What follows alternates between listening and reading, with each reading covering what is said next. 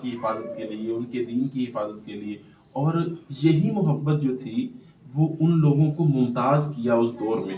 وہ لوگ سمجھتے تھے، ان لوگوں کو یہ بات سمجھ آ گئی تھی، اللہ کے رحم بھی سمجھ آ جائے کہ میری ذات پر میرا اتنا حق نہیں ہے، میرے بیوی بچوں کا اتنا حق نہیں ہے، جو ہے وہ میرے شوہر کا اتنا حق نہیں ہے، میرے گھر بار کا اتنا حق نہیں ہے جتنا رسول اللہ صلی اللہ علیہ وسلم کی ذات کا حق ہے. اور قرآن نے یہ بیان کیا النبی اولا بالمؤمنین من انفسہم، مومنین پر ان کی جانوں سے زیادہ اگر کسی ذات کا حق ہے تو وہ رسول اکرم صلی اللہ علیہ وسلم کی ذات کا حق ہے.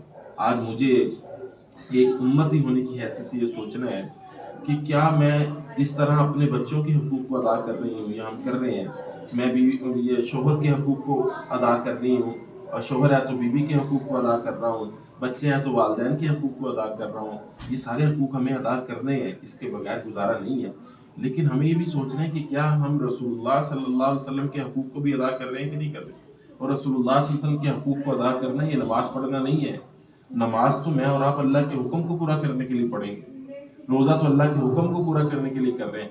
لیکن رسول اللہ صلی اللہ علیہ وسلم کی ذات کے حق کو ادا کرنے کے لیے مجھے اور آپ کو کیا کرنا ہے؟ علماء نے لکھا ہے کہ نمبر ایک، حضور کی ذات کے حق کو ادا کرنا، یہ حضور کی ذات کو جاننا، یہ حضور کی ذات کے حق کو ادا کرنا ہے. سیرت کا مطالعہ کریں، صحابہ صحابیات کی زندگی کا مطالعہ کریں. نمبر دو، رسول اللہ صلی اللہ علیہ وسلم پر درود پاک کثرت سے پڑھنا، یہ رسول اللہ صلی اللہ علیہ وسلم کی ذات کا حق ہے. نمبر تین، رسول اکرم صلی اللہ علیہ وسلم کی ذات کا، ان کے ذات کے ساتھ جڑے عقائد کا، عقیدہ ختم نبوت کا اور ان تمام عقائد کا لوگوں کو تعارف کروانا، ان کے دشمنوں کا تعارف کروانا، یہ رسول اللہ صلی اللہ علیہ وسلم کی ذات کا حق ہے. تو بہرحال